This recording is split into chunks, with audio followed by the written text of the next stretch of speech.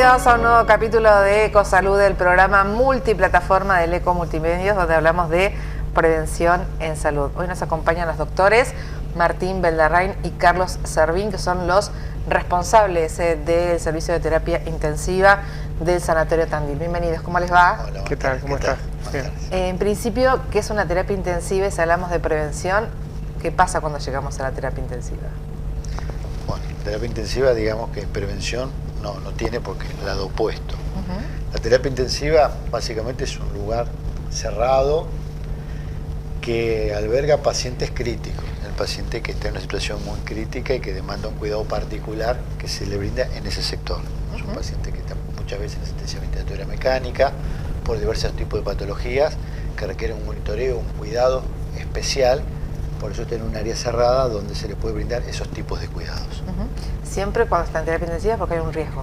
Sí, fundamentalmente y un poco agregando algo más a lo que acaba de decir Carlos, la terapia intensiva maneja pacientes que tienen una patología que está amenazando su vida y como tal requiere cuidados muy específicos desde el punto de vista tecnológico, pero fundamentalmente desde el punto de vista de los recursos humanos. El recurso humano tiene que ser un recurso humano calificado para el manejo del paciente en esa situación donde pequeños cambios que uno hace pueden tener gran impacto en la evolución. Y como él decía, esos pacientes la mayoría de las veces se está debatiendo entre la vida y la muerte y uno tiene que ser muy preciso en el trabajo que hace.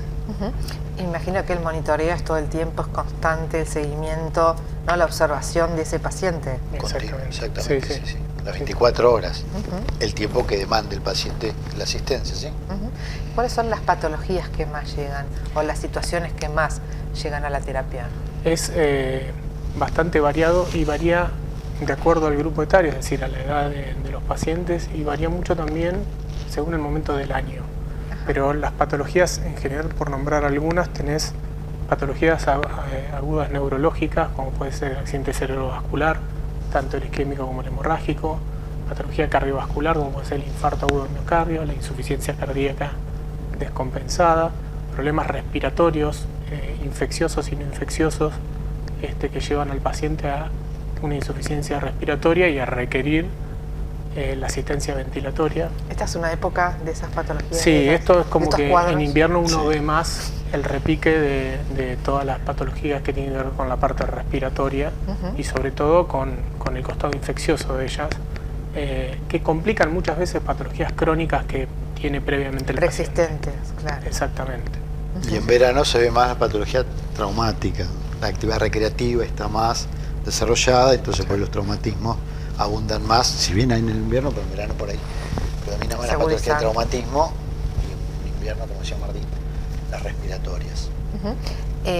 ¿Hay tiempos en la estadía de una persona en terapia? ¿Depende de cada cuadro, de cómo se va desarrollando? Vos dijiste algo clave. El cuadro clínico y la evolución diaria que va teniendo el paciente es fundamentalmente que define el tiempo de estadía en terapia intensiva.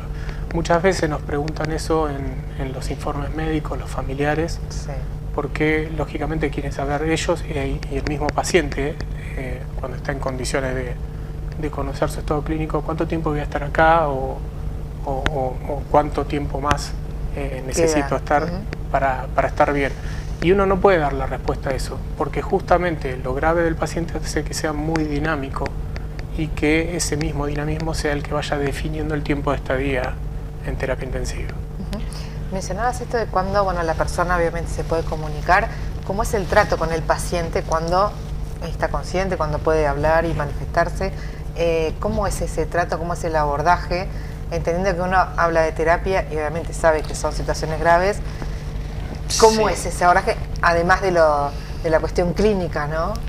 Y sí, es un abordaje, me imagino que y demanda, profundo, obviamente, ¿no? pero como todo paciente que está, obviamente que en terapia intensiva tiene la particularidad de estar supuestamente más crítico, más enfermo, por lo tanto, pero sí requiere un abordaje particular donde hay que entender el paciente, las condiciones en las que se encuentran, entablar una empatía con el paciente, explicarle la situación, por qué está, y de esa manera ayudarlo y acompañarlo, pero sí, requiere por ahí no siempre el paciente es consciente de lo que está padeciendo. Hay pacientes que también por ahí no tienen todo el estado cognitivo apropiado, entonces ahí se hace más difícil para que entablar con el paciente o que pueda entender lo que está padeciendo.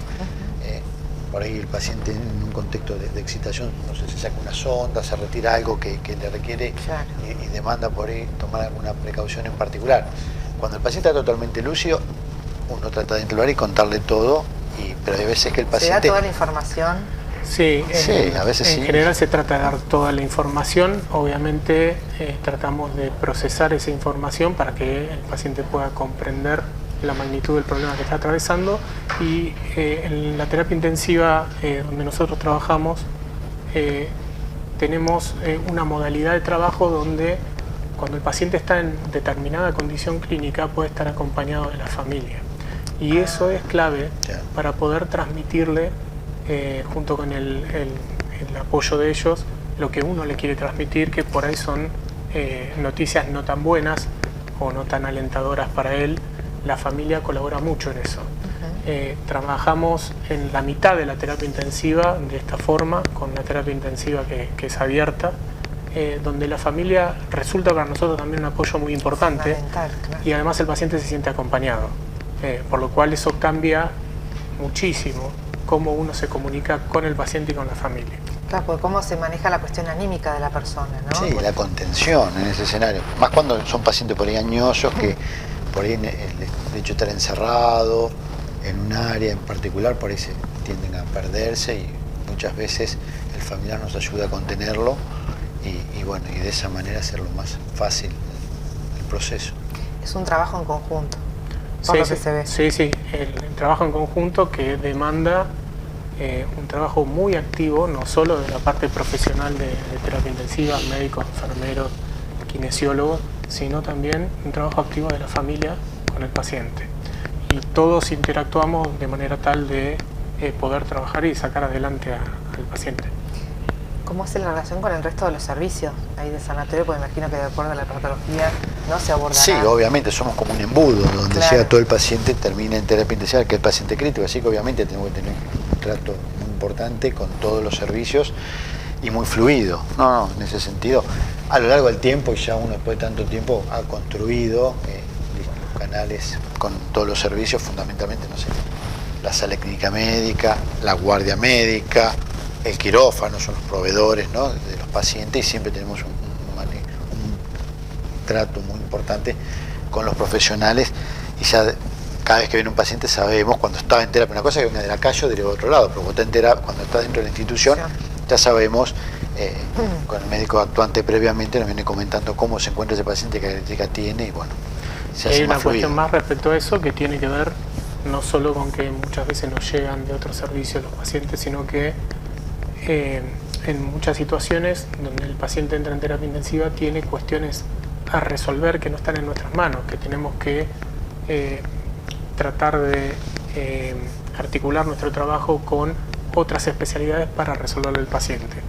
En caso de cirugía, pacientes que entran graves pero tienen algo que demanda una resolución quirúrgica, tenemos un diálogo fluido y un trabajo fluido con, en este caso, los médicos cirujanos, que rápidamente resuelven esa situación para que el paciente pueda evolucionar bien.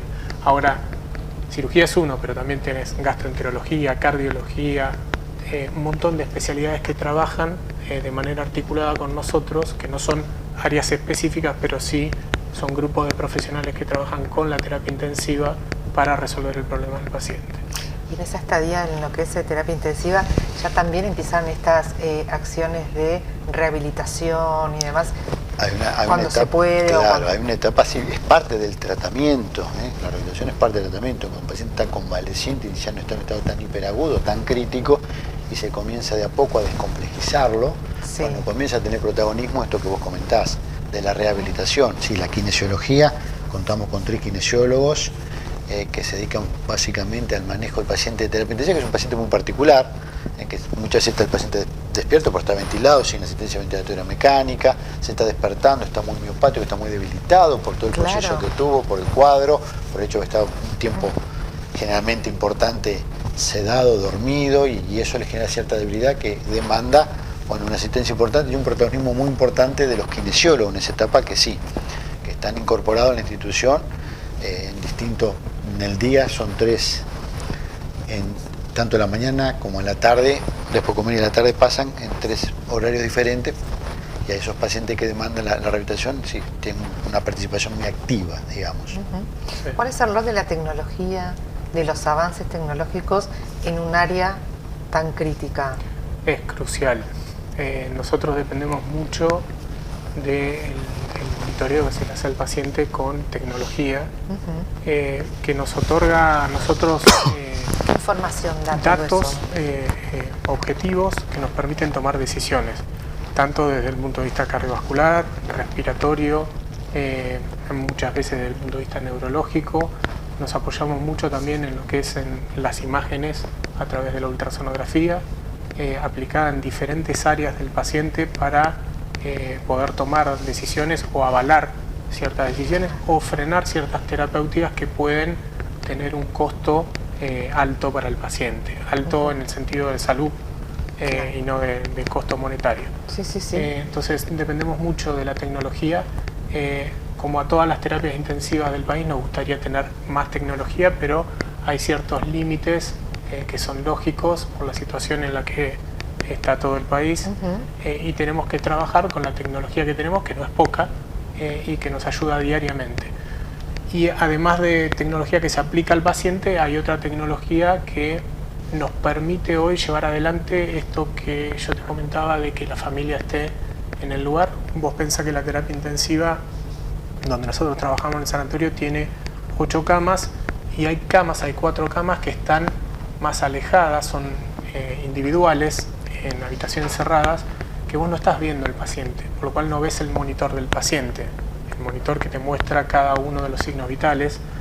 Entonces nosotros también tenemos toda una tecnología que nos permite hacer telemetría, es decir, ver centralizada esa información que se está tomando del paciente en la isla de trabajo de enfermería.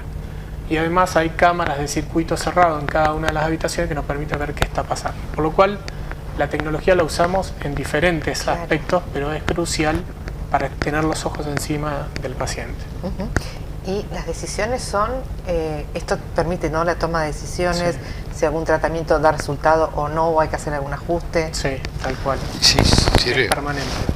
Claro, nos ayuda a tomar conductas terapéuticas en base con las mediciones que uno hace, toma una conducta en particular con el paciente, sí, sin duda. Sí. Y el hecho de tener tantos pacientes a cargo hace que vos no puedas estar encima de todos viendo lo que pasa, pero esta tecnología te permite repasar qué fue lo que ocurrió en diferentes momentos del día.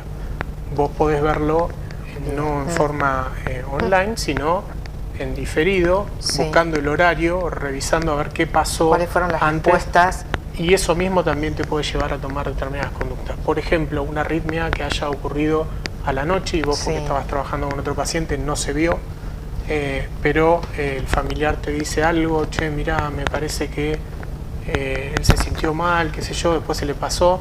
Revisás la tendencia del monitoreo en determinado horario y podés encontrar el evento o lo que le ocurrió al paciente en ese entonces, y tomar decisiones terapéuticas para prevenir males mayores. Mencionaba esto, ¿no?, que es un paciente que por ahí muchas veces se dirime entre la vida y la muerte. Sí. ¿Cómo es el trabajo con el tema de la muerte? Con el paciente y para con las familias. Y es complejo primero porque cada uno responde, también depende un poco también del tipo de paciente, las expectativas que hay. No es lo mismo un paciente joven que un paciente adulto, un paciente que ya lleva una enfermedad crónica, que un paciente con una patología aguda. Un trauma no es lo mismo que un paciente que convive con una patología crónica de hace mucho tiempo. Por lo tanto, la muerte de por sí es difícil, pero obviamente que los escenarios son diferentes, un paciente joven con un paciente añoso o adulto. Sí, nunca es fácil transmitirle a una familia que falleció, ¿no? Un paciente joven se está muriendo. Y en general uno ya va viendo la evolución de ese paciente y vas viendo que no va evolucionando bien. Siempre se le transmite la verdad a la familia, nunca se le da falsas expectativas, por lo cual la familia va transitando la internación y va viendo que la evolución no es buena. Y es una manera, si se quiere, de prepararlos para la situación que se va a ir dando a lo largo de la internación con su familiar. Por eso el acompañamiento no es solamente clínico, no es tan solo clínico, ¿no?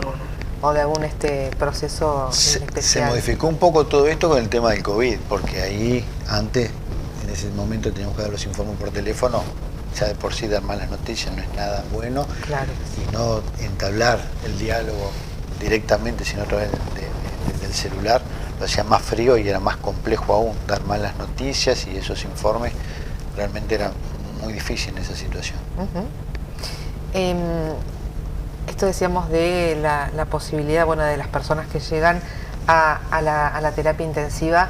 ¿Cómo se evita llegar a una terapia intensiva si hablamos de prevención? Es un tema... Claro, depende de la patología, obviamente. Claro. Si hablamos de traumatismo de cráneo, sí, usando el casco. O en bicicleta, usando el casco. Sí, con todo lo que tiene que ver con prevención claro, vial, en ese sentido, por ejemplo, uno tendría que poner el acento para evitar o disminuir en los accidentes viales que terminan generando todas estas complicaciones para el paciente y para la familia. Pero también en otro costado de la prevención está todas las patologías crónicas cardiovasculares que tienen ciertos factores de riesgo, se llaman los niveles de colesterol, la hipertensión arterial, lo que muchos llaman asesinos silenciosos, porque no dan síntomas hasta que el paciente está muy avanzado en la evolución de su enfermedad. Y esas situaciones no solo llevan al paciente en sí por la aparición de complicaciones mismas a terapia intensiva, sino que los pacientes que llegan a terapia intensiva por otras patologías, pero que además tienen estos factores de riesgo que nunca se han atendido de forma correcta, sí, le quita la posibilidad al paciente de responder favorablemente ante situaciones tan adversas como las que atraviesa en terapia intensiva. Es decir, tienen una enorme desventaja para que les vaya bien.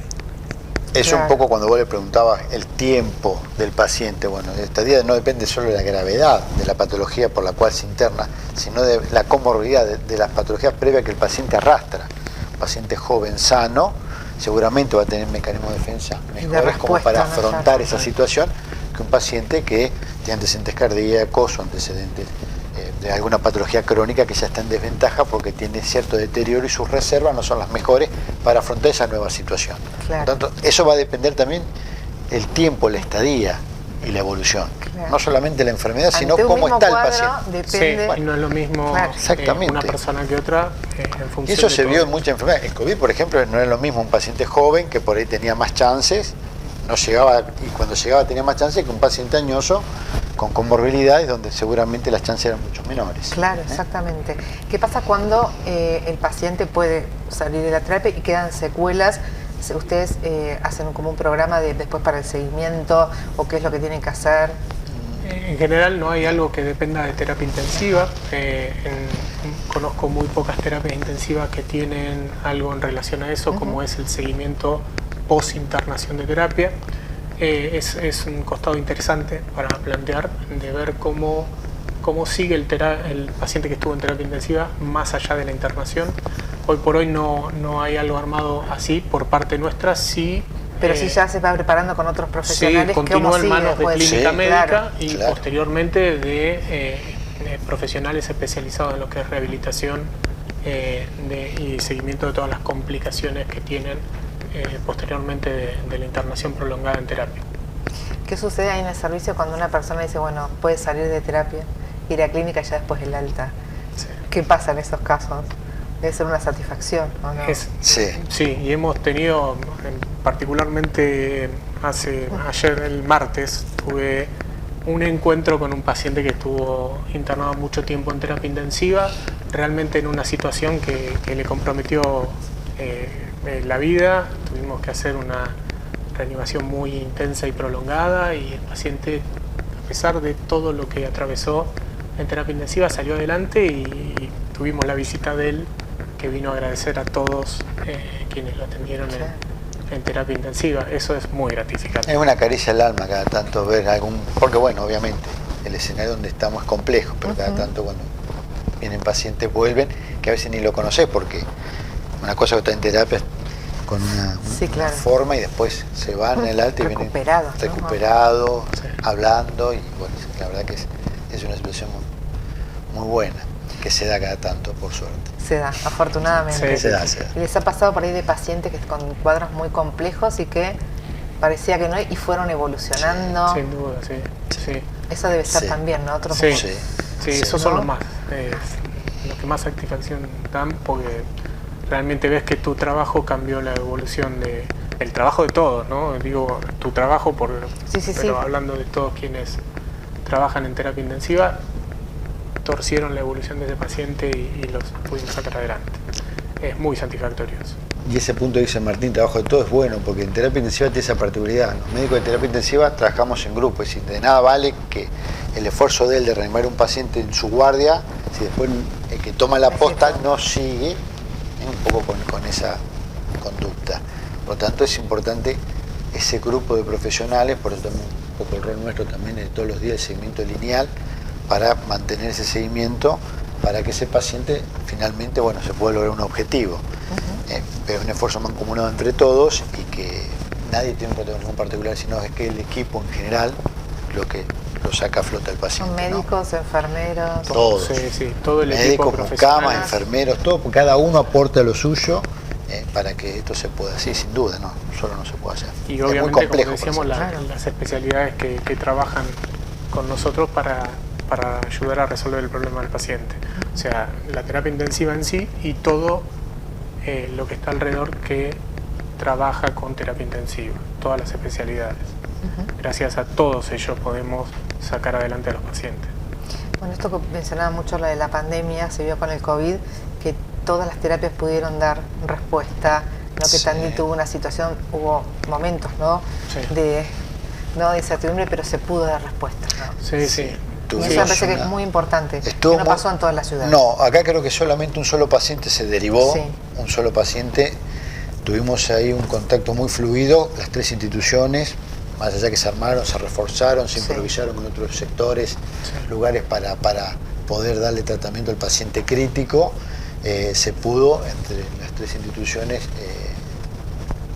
de alguna manera darle respuesta a la demanda. Claro. Sí, además ahí fue crucial el trabajo de clínica médica, que pudo hacer un seguimiento que no es habitual, seguimiento y un tratamiento de pacientes que normalmente estarían en terapia intensiva pero que no podían ir a terapia intensiva, por lo cual requerían un abordaje más detallado, más intenso por parte de los profesionales de esa área y supieron estar a la altura y manejarlo. Porque eran lugares no preparados para esa situación, pero sin embargo igual así se lo brindaron. Eso, desmitificar un poco que en ciudades intermedias no se puede dar respuesta, fue al contrario acá, ¿no? Y en algo que era totalmente desconocido, que nos sorprendió a todos. Hubo que salir sobre la marcha. Y eso era lo más angustiante, al menos en el primer año para mí al menos fue el más angustiante. Porque después estábamos vacunados, ya le habíamos palpado un poco la enfermedad, según qué se trataba. El primer año fue muy duro. Pero se pudo dar respuesta. Por suerte sí. Eso hay que destacarlo. Eso hay que destacarlo. Sí, uno con el tiempo se olvida, pero realmente fue algo muy fuerte y creo que todas las tres instituciones estuvieron a la altura, por suerte, de lo que se necesitaba. Muchísimas gracias por la información, por contarnos y por esto, ¿no? Que estemos atentos, ¿no? A las acciones de prevención, ¿no? Para no llegar a estas, circunstancias, si hay que llegar, por una cuestión que no queda otra, ¿no? Exactamente. Pero no que uno lo provoque. Muchas gracias. No, por nada. Gracias a vos. Nos acompañaron los doctores Martín Beldarrain y Carlos Servín, que son los responsables del servicio de terapia intensiva de Sanatorio Tandil.